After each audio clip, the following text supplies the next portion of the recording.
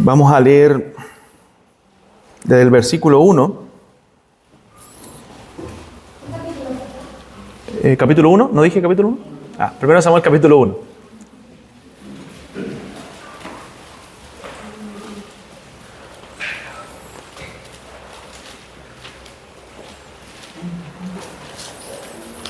Vamos a leer desde el versículo 1 hasta el capítulo completo, los 28 versos. Vamos a orar antes al Señor. Bendito Dios y Padre eterno, le damos gracias porque podemos abrir las Escrituras, Señor, y ser edificados por ellas. Pedimos que tu palabra pueda ser de bendición para nosotros, Señor, y que en los momentos de crisis, de dificultades, Señor, en nuestra vida, nosotros podamos, Señor, acudir a usted, podamos depender de usted, Señor. Ayúdenos a ser cada día más dependientes, Señor, a través de la oración, de la palabra, que como dice la Escritura, podamos todas nuestras cargas y nuestras ansiedades echarlas sobre usted, Señor, porque usted tiene cuidado de nosotros. Oh Dios, ayúdenos a descansar en usted, Señor, en el nombre de Jesús. Amén. Bien, vamos a ver primero a Samuel y la historia de Ana. Vamos a ver un poco qué es lo que nosotros debemos hacer en los momentos de dificultades, qué hacer en los momentos de crisis en nuestra vida. Y no solamente de crisis graves que suceden, situaciones difíciles en nuestra vida, sino también a veces esas ansiedades y afanes que nos consumen en el día a día. Y yo pensaba en esta semana en cuán fácil es que en nuestra mente nos vamos, ¿cierto?, tras los afanes de este mundo. Mi propia mente la semana pasada se iba tras esas cosas y pensaba en eso. ¿Por qué nuestra mente es tan frágil? Nuestro corazón es tan frágil, nuestra vida espiritual es tan frágil que a veces en esos momentos de dificultades, de crisis, dejamos de confiar en el Señor, dejamos de depender de Dios y comenzamos a confiar en nuestras fuerzas, en nuestras propias capacidades. Y a veces pasan cosas serias, cosas graves, donde todo escapa de nuestra mano, ¿cierto? Y a veces sentimos la fragilidad de la vida. Pasa algo que no estaba, evidentemente, en nuestros planes. No pensábamos que podía suceder algo grave que nos descontrola. Y bueno, quita toda nuestra dependencia del Señor muchas veces y nos lleva a afanarnos, a enfocarnos en eso, a ponernos ansiosos. Y alejarnos de la dependencia del Señor, o sea, no depender del Señor en esos momentos. Pero a veces en la teoría nosotros sabemos, ¿cierto?, que en esos momentos de crisis nosotros debemos depender del Señor, debemos poner nuestra confianza en Él. Y en la teoría lo sabemos, pero en la práctica es difícil, en la práctica no es fácil depender del Señor en esos momentos de dificultad. Pero tenemos este ejemplo hermoso en la Biblia de esta mujer de Dios que se llama Ana, que dependió del Señor en esos momentos de crisis. Y usted dirá, no era algo tan grave lo que le estaba sucediendo, pero sí era una crisis emocional que ella estaba viviendo producto de su esterilidad, de no poder tener hijos.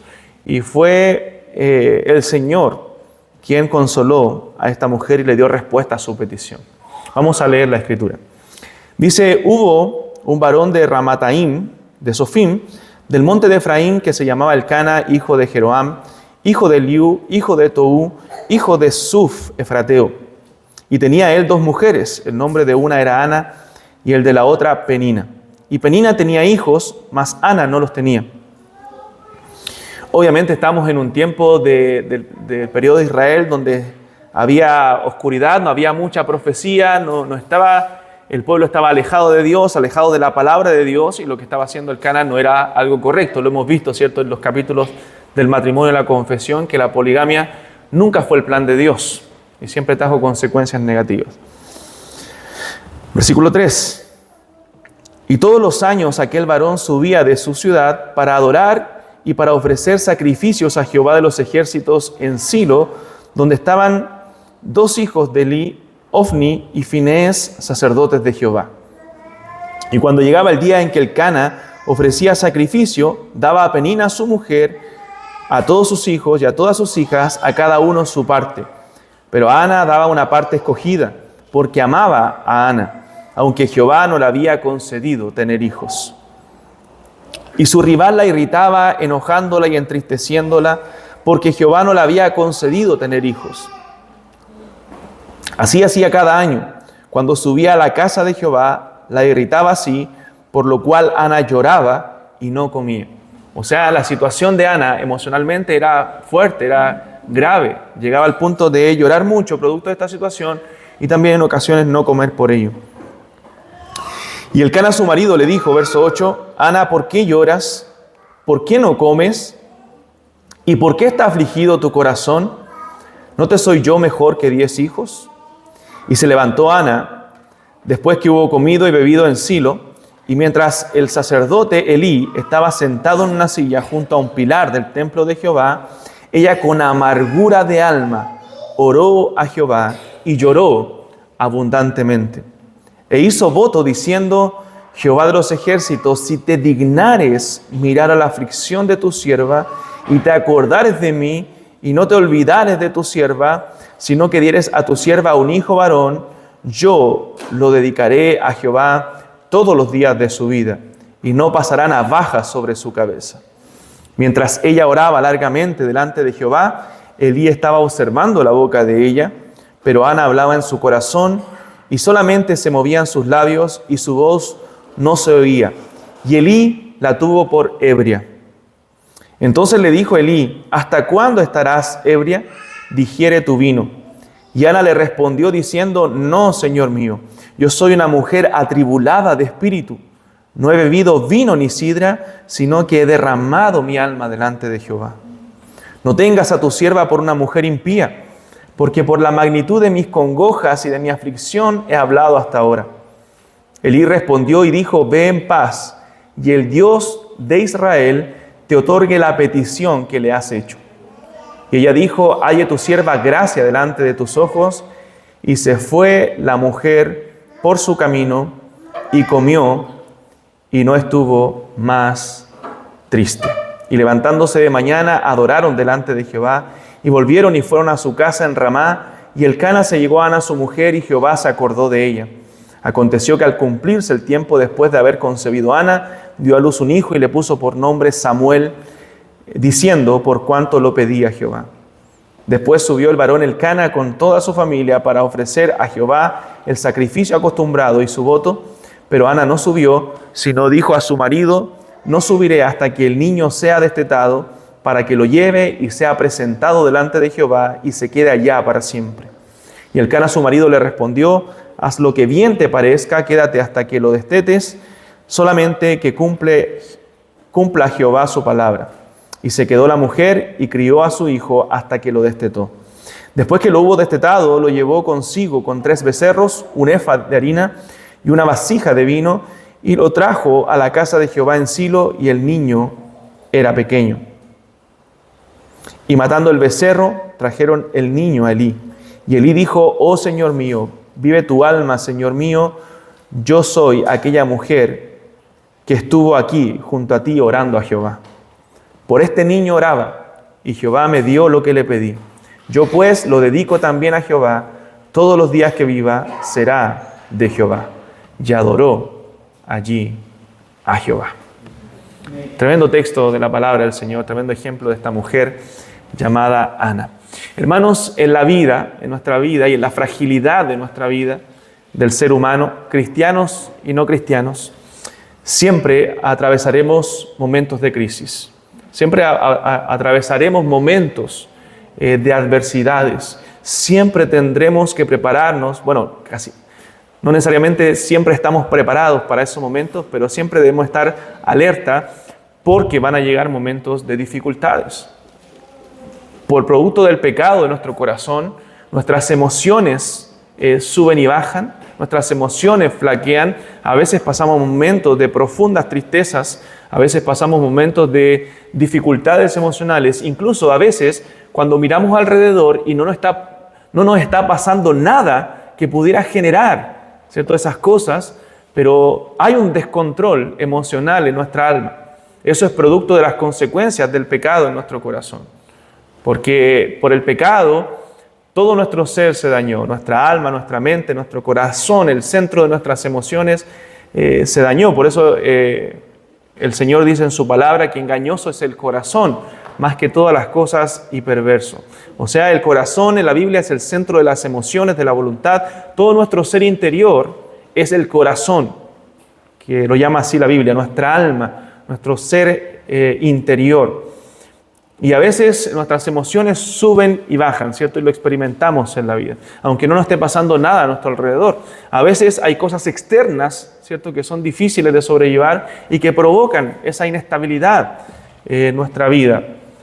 Y bueno, como somos un solo ser, que se compone de un ser material e inmaterial, nos afecta. Si nuestro espíritu está afectado, ¿cierto?, nuestro cuerpo también se daña. Por ejemplo, si algo me desanimó espiritualmente, mi cuerpo lo va a reflejar también, ¿cierto? Si estoy triste y acongojado, probablemente voy a llorar, ¿cierto? Se evidencia también a través de mi cuerpo, porque somos un solo ser que se compone de una parte física, una parte material y una parte también inmaterial, pero están unidas.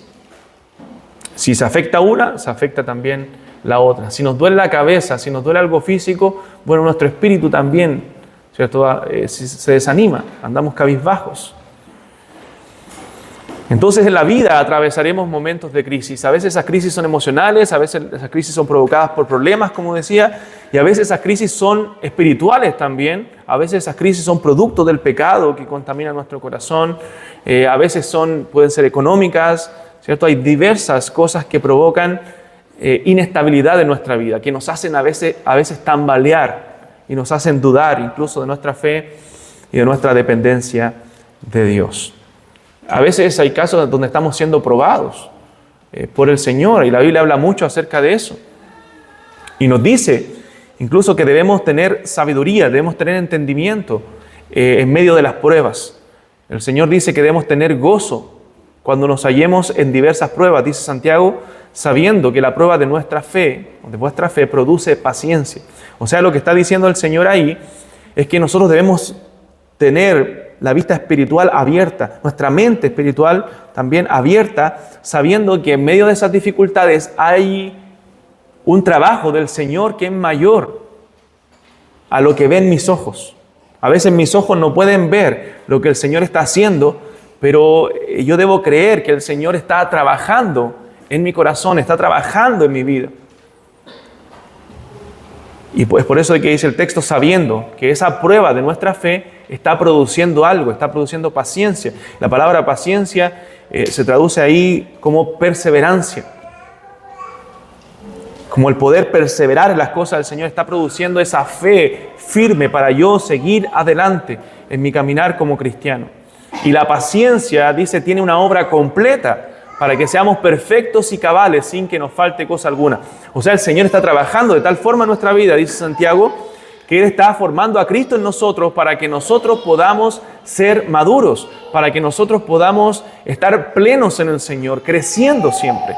Entonces, hermanos, nosotros aprendemos, somos edificados por medio de las pruebas, por medio de las cosas difíciles de la vida. Cuando más aprendemos es cuando nos suceden cosas difíciles de afrontar. Entonces, son necesarias las pruebas en nuestra vida para nosotros madurar, para nosotros ser moldeados.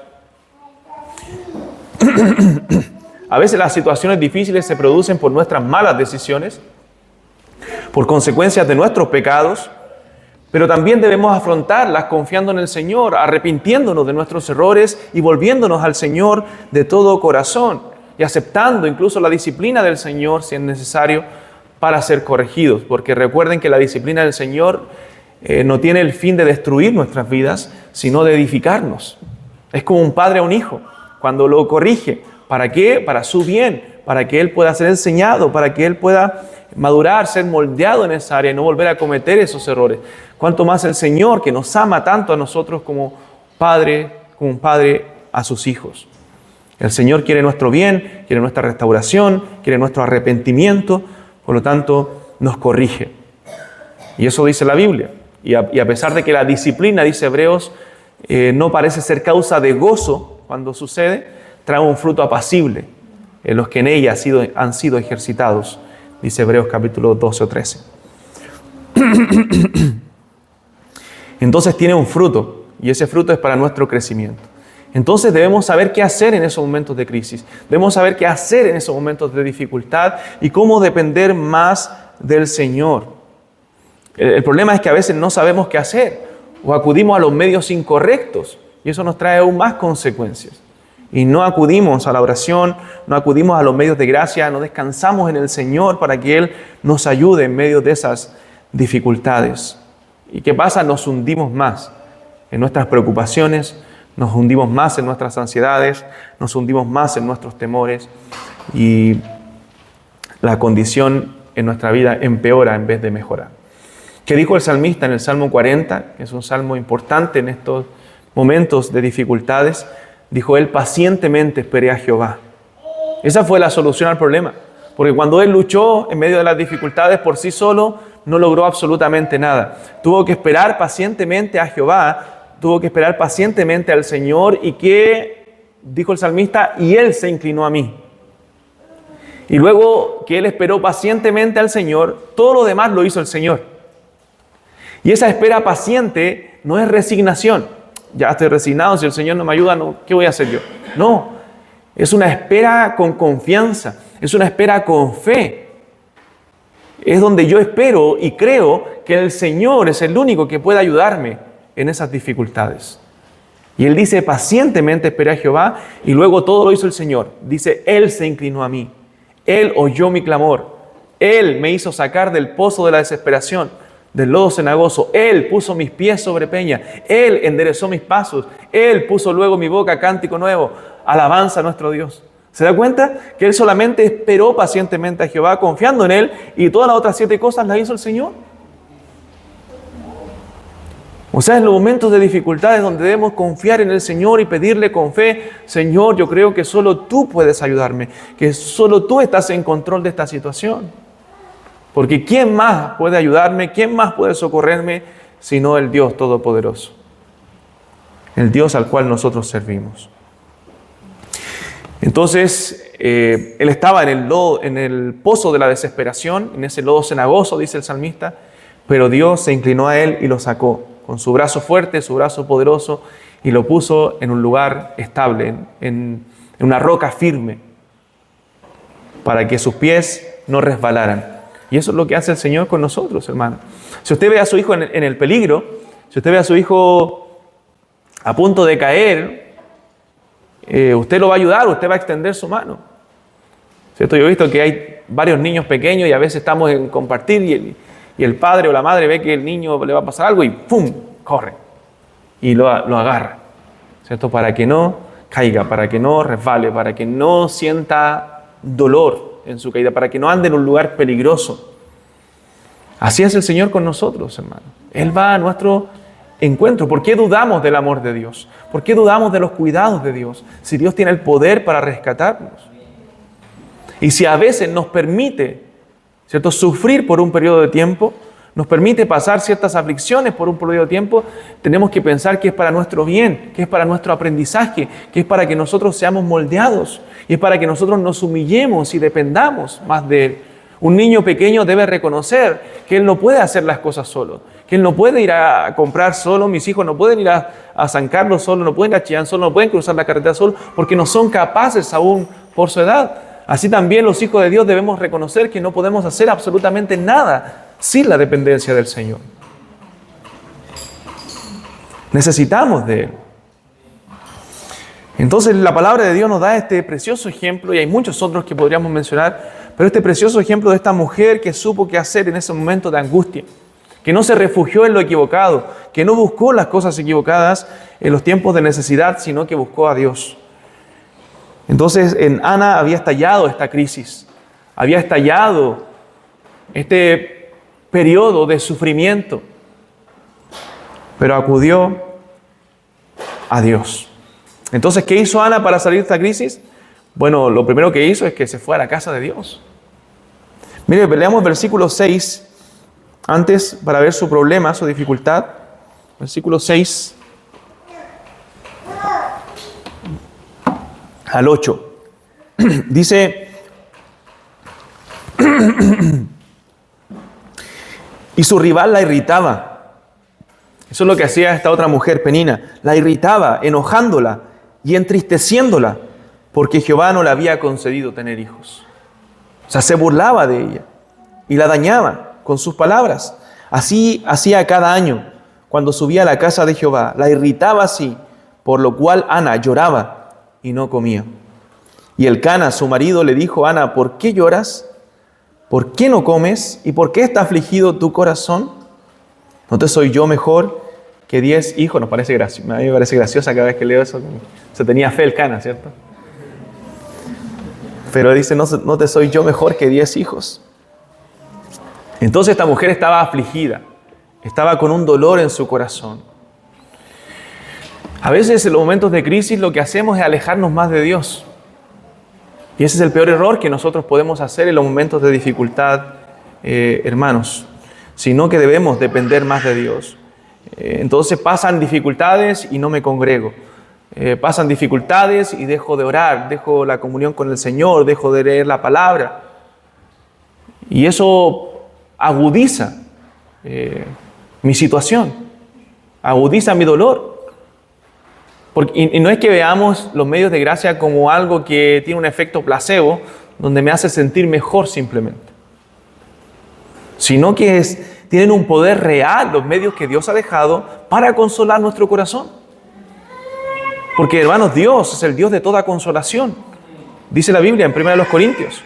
Y Él es el que consuela nuestros corazones. ¿Para qué? Para que nosotros también podamos consolar con la palabra de Dios a aquellos que están siendo angustiados, aquellos que están en periodos de crisis. Entonces esta mujer, en medio de su dolor, no dejó de congregarse, no se alejó del Señor, sino que ella buscó más de Dios. Entonces, ¿cuál es la primera solución en esos momentos de dificultad? Es acercarnos más de Dios. Hermanos, no que nuestro corazón se ponga rebelde.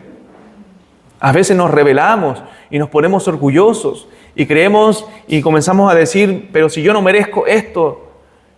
Hermanos, si fuera por nuestros méritos, nosotros sabemos lo que nos pasaría. Nuestros méritos, lo que nos hacen merecer es la condenación, el infierno. Eso es lo que merecemos por nuestros pecados. Pero el Señor ha tenido misericordia y nos ha dejado los medios para nosotros poder crecer y ser consolados en esos momentos de dificultad. Entonces, no es que debo dejar de congregarme, no es que debo dejar de orar, dejar de la palabra, sino con mayor razón debo depender de Dios, humillarme más y decirle: Señor, las cosas no están bajo mi control, no puedo hacer absolutamente nada para controlar esto, pero sé y confío en que tú puedes hacerlo.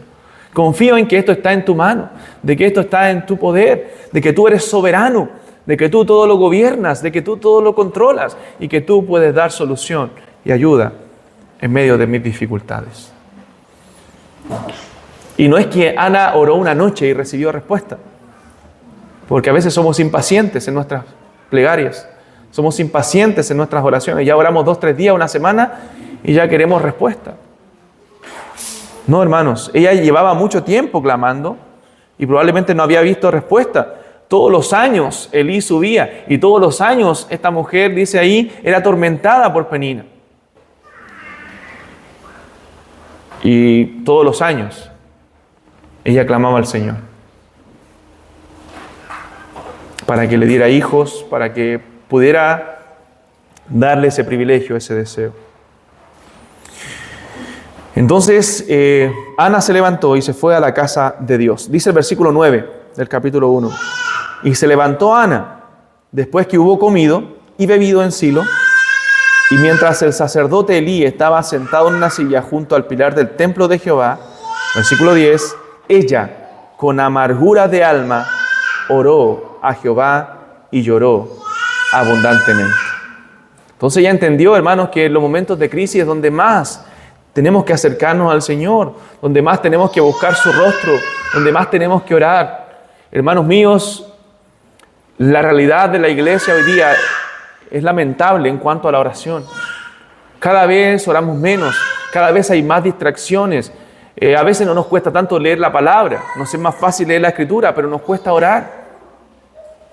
Debemos volvernos a la oración, debemos volvernos al clamor delante de Dios, con toda nuestra alma, con todo nuestro ser, porque la oración es parte importante de la vida cristiana. Nuestras derrotas en la vida cristiana muchas veces son por nuestra falta de oración, por nuestra falta de dependencia de Dios, porque a veces con la boca podemos decir: no, yo creo en Dios, dependo de Dios, Pero si no oro en el día, hermanos, la realidad es que no dependo de Dios, de que eso es una profesión hueca. Porque la vida, la dependencia de Dios se evidencia por mi vida de oración, por cuánto yo oro, por cuánto yo paso tiempo con Dios de calidad, dependiendo de Él, teniendo una vida de oración. Y una vida de oración no significa que tengo que estar encerrado en mi habitación todo el día y a toda hora arrodillado orando, sino que debo tener un tiempo de calidad donde esté la puerta cerrada, como dice la Biblia, estar en la presencia de Dios. Pero también durante el día yo debo estar en un espíritu de oración. ¿Qué significa estar en un espíritu de oración? Que esté haciendo lo que esté haciendo, yo puedo estar en mi interior clamando. Puedo estar en mi interior orando, aprovechando ese tiempo en vez de que mis pensamientos divaguen o pasando demasiado tiempo en entretenciones. Puedo estar clamando en mi espíritu, clamando en mi corazón y pidiéndole al Señor por las peticiones que hay en mi corazón. Entonces debemos aprender a tener un espíritu de oración, una cultura de oración en nuestra vida, en nuestro diario vivir, donde estemos clamando constantemente al Señor. Ganaríamos muchas de las batallas que perdemos en el día a día si simplemente oráramos. Se solucionarían muchos problemas emocionales en nuestro corazón y muchos pecados si simplemente clamamos al Señor. Hermanos, hoy la psicología del mundo lo que hace es llamar enfermedad a lo que la Biblia llama pecado. La ansiedad no es una enfermedad, la ansiedad es un pecado del corazón.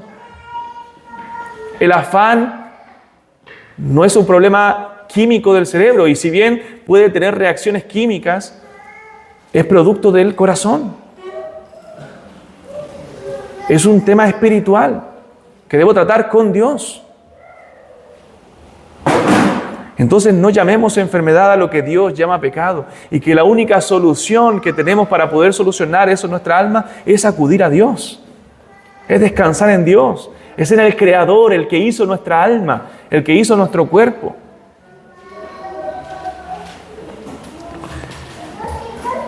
Entonces, hermanos, esta mujer tomó decisiones correctas porque fue a la casa de Dios. Miren lo que dice el Salmo 84, no pierda primero de Samuel, vamos a volver. Pero el Salmo 84,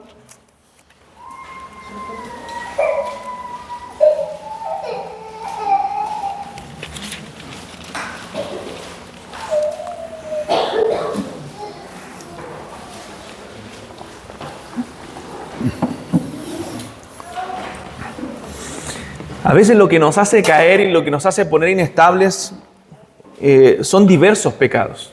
Puede ser ansiedad, puede ser afán, puede ser envidia. A veces miramos, y comenzamos a ver como Asaf, ¿cierto? ¿Recuerdan? En el Salmo 73, que por poco deslizaron mis pasos. ¿Por qué? Porque vi la prosperidad de los impíos. Vi como a ellos no les pasa nada, les está yendo bien, y yo estoy siendo afligido. Entonces la envidia también puede provocar inestabilidad y crisis en nuestro corazón. El orgullo. Hay muchos pecados que pueden causar problemas. Pero ¿qué dice el Salmo 84, versículo 10? Porque mejor es un día en tus atrios que 1000 fuera de ellos. Escogería antes estar a la puerta de la casa de mi Dios que habitar en las moradas de maldad. O sea, el salmista dice con todo su corazón que él escogería antes estar en la casa de Dios, en la presencia de Dios. Hermanos, esta mujer quiso estar en el templo porque allí estaba la presencia de Dios. Hoy día sabemos que no necesitamos venir al templo para encontrar la presencia de Dios, porque Cristo nos abrió entrada al lugar santísimo, al trono de la gracia. Podemos entrar libremente desde cualquier lugar. Usted puede arrodillarse en la calle, en su casa, en su cama y pedir y clamar al Señor. Y ahí está, en el lugar santísimo. Está en la presencia misma de Dios a través de Cristo. En el antiguo pacto la presencia de Dios se manifestaba en el templo. Es por esto que esta mujer iba allá para pedirle al Señor, pero hoy día nosotros podemos pedir de cualquier lugar a Dios. O sea, tenemos un privilegio aún mayor en las promesas del nuevo pacto. Si bien es bueno congregarse y es necesario, porque es necesaria la adoración corporativa, es necesaria la iglesia para el creyente, no necesariamente la iglesia es el único lugar donde podemos extender oraciones delante del Señor. Entonces sigamos el ejemplo de Ana en estos momentos de crisis y en los momentos de dificultades de cualquier índole, y vayamos a la presencia de Dios, mantengamos una vida de oración. Hermanos, porque la vida de oración nos va a mantener confiados, nos va a mantener estables. No confiemos en nuestras propias fuerzas, no confiemos en nuestras capacidades, no tengamos confianza en nosotros mismos, porque somos hombres y mujeres débiles, necesitados de la gracia de Dios. Entonces, a través de la oración nosotros podemos hallar fuerza espiritual para seguir adelante, fuerza espiritual para seguir combatiendo en este mundo. Hermanos, yo no podría decirle como pastor, leyendo la Escritura, que ustedes nunca más van a sufrir decepciones, que nunca más van a tener aflicciones, que nunca más van a tener necesidades, que nunca más van a haber crisis emocionales en su vida, porque sería un mentiroso. Eso va a pasar, y a veces por periodos prolongados, a veces a unos más que a otros. Pero ¿qué dijo el salmista? Que en el día que temo, yo en ti confío. En el día que tememos es donde más debemos confiar en Dios. En el día cuando los temores llenan nuestro corazón. En el día, y el día no significa un día de 24 horas, sino un periodo de tiempo, donde viene la prueba, donde viene la dificultad a mi vida. En ese día es cuando debo confiar y depender más de Dios.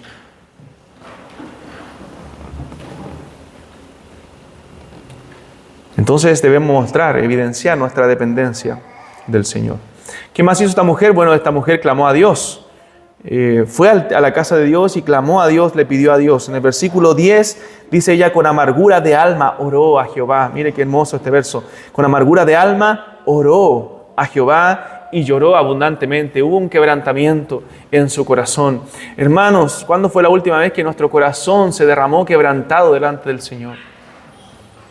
A veces nuestro corazón se endurece por mucho tiempo y ya no hay lágrimas en la presencia de Dios. Y no necesariamente tenemos que siempre derramar lágrimas delante de la presencia del Señor. Pero el conocer más a Dios, el amar más a Dios, el derramar nuestra alma a Dios, naturalmente a veces produce lágrimas. Naturalmente a veces produce emociones que te llevan a entregar esas cargas delante del Señor. O a veces a llorar de gozo, de gratitud delante de Él a través de tus oraciones diarias. Pero yo me preocupo cuando mi corazón se endurece. Me preocupo cuando ya esas oraciones no son tan profundas. Me preocupo cuando ya no hay quebrantamiento en mi corazón. Y mi oración comienza a ser inmediatamente, Señor, quebranta mi corazón. Señor, toma tu palabra y quebranta mi corazón. Haz de mi corazón un corazón dócil. Haz de mi corazón un corazón quebrantado delante de tu presencia. Porque al corazón, dice la Biblia, contrito y humillado, ¿qué dice? No despreciarás tú, oh Dios. No despreciarás tú, oh Dios. El corazón contrito y humillado. No quieres sacrificio, que yo lo daría, dijo el salmista. No quieres holocausto. Los sacrificios de Dios son el espíritu quebrantado. El corazón contrito y humillado. No despreciarás tú, oh Dios. Versículo 13 dice también, pero Ana hablaba en su corazón. No siempre las oraciones son en voz alta. Ana hablaba en su corazón y solamente se movían sus labios y su voz no se oía, y Elí la tuvo por ebria. O sea, ella estaba derramando su alma delante del Señor, estaba derramando su corazón. Ella sabía que esta crisis emocional no la podía resolver una persona. ¿Te ha pasado un momento de tristeza, de angustia, donde las personas te hablan, te consuelan, pero no te ayudan? ¿No te ayuda eso? Y no es que no valores lo que las otras personas hacen por ti. Eso es valioso y uno tiene que valorar a aquellas personas que te apoyan. Pero a veces pareciera que no entra eso por tus oídos. Tú necesitas un consuelo mayor. Y ese consuelo mayor solamente puede venir de Dios. Solamente puede venir del Todopoderoso Dios, que puede ayudarte en medio de las dificultades. O sea, Ana necesitaba una intervención sobrenatural. Y hay momentos en nuestra vida que necesitamos la intervención de Dios. Hay muchas veces que las palabras de los hermanos consuelan mucho el corazón y son de mucho ánimo. Pero hay veces donde nuestro corazón está un poco más endurecido y necesitamos la intervención divina. Necesitamos el quebrantamiento que proviene de Dios. Y necesitamos ese tiempo a solas con Dios. A veces imploramos por favores o ayudas donde no podemos encontrar respuesta. No busques en otro lugar que no sea Dios. Jesús dijo, yo soy el camino, la verdad y la vida, y nadie viene al Padre sino por mí. Entonces Ana estaba en esta condición, y Ana decidió clamar al Todopoderoso Dios, al único que podía ayudarla, al único que podía resolver su problema. Imagine a Ana en ese momento clamando, entregando su alma delante del Señor, diciendo, Señor, ayúdame en esto. Mi corazón está afligido, pero no exigiéndole, no diciendo, Señor, tú tienes que darme un hijo, sí o sí, porque yo lo merezco. No, ella estaba derramando su carga, su corazón delante del Señor, y Dios en esta ocasión decidió escuchar su clamor y darle el hijo que ella había pedido. No en todos los casos va a ser así. No siempre Dios nos va a dar la solución que nosotros queremos al problema, a la dificultad, pero sí la oración y el entregar nuestro corazón a Él nos va a ayudar a descansar en Él, a que eso ya no nos aflija, a que eso ya no controle nuestros pensamientos, porque hermano, cuando una aflicción controla nuestros pensamientos y emociones, no podemos vivir, no podemos desarrollar nuestra vida con normalidad, porque nos está atormentando día y noche, no podemos dormir muchas veces en medio de esas aflicciones. Entonces necesitamos la intervención de Dios. ¿Y qué hizo Ana también? Bueno, hizo un voto al Señor. Hizo una promesa a Dios. Versículo 11.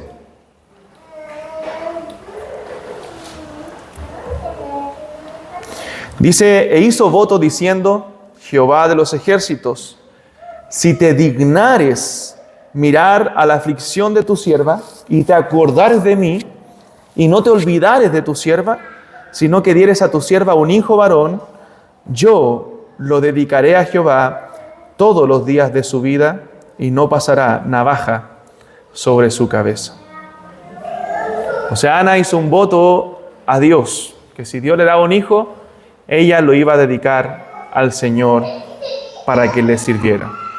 ¿Qué evidencia eso? Que nosotros tenemos que hacer un voto así, hacer un intercambio con Dios para poder lograr lo que queremos. No nos está enseñando eso el texto. El texto nos está dando mandamientos para que nosotros imitemos. Nos está dando principios de la vida de Ana y la fe de Ana para que nosotros imitemos.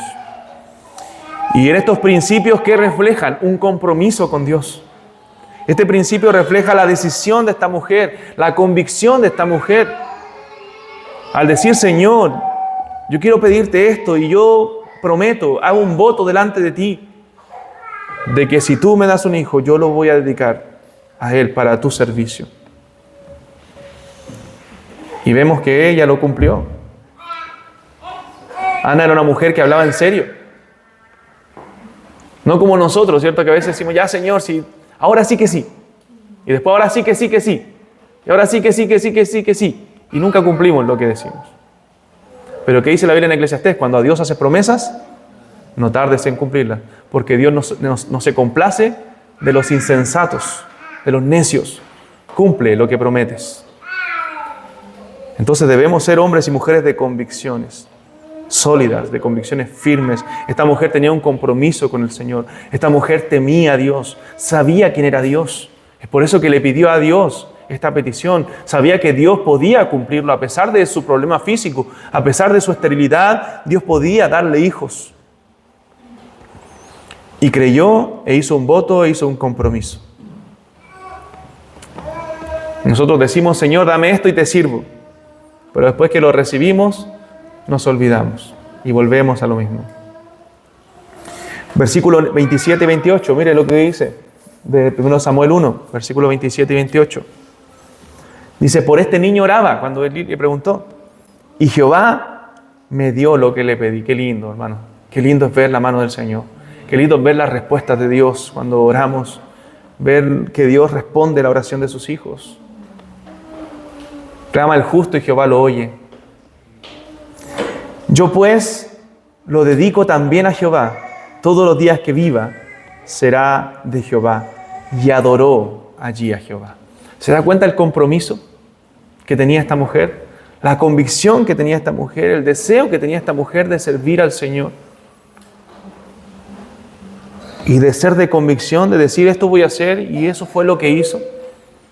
Entonces es una mujer digna de imitar, tanto por hombres como mujeres. Debemos imitar el ejemplo de esta mujer. Y después que ella pidió, como le dije, no fue que ella exigió a Dios su petición, sino que pidió con humildad, con sinceridad: mira, Señor, esto es lo que me aqueja, esto es lo que me duele, esto es lo que quisiera, esto es lo que prometo delante de ti si tú me lo das. Pero ella esperó en Dios. No es que oró y siguió sufriendo. No es que oró y no descansó en Dios. Ella descansó verdaderamente en Dios. Miren lo que dice el verso 17. Verso 17, y esto es lo más tremendo, la confianza que se evidencia en esta mujer. Dice: Elí respondió y dijo: ve en paz, y el Dios de Israel te otorgue la petición que le has hecho. Y ella dijo: haya tu sierva gracia delante de tus ojos. Y se fue la mujer por su camino. Y lea conmigo, hermano, lean por favor esa parte. ¿Qué dice después? Fuerte, fuerte, por favor. Dice: se fue la mujer por su camino y no estuvo más triste. O sea, ella entregó esa carga al Señor. Ella en ese momento no sabía cuál iba a ser la respuesta.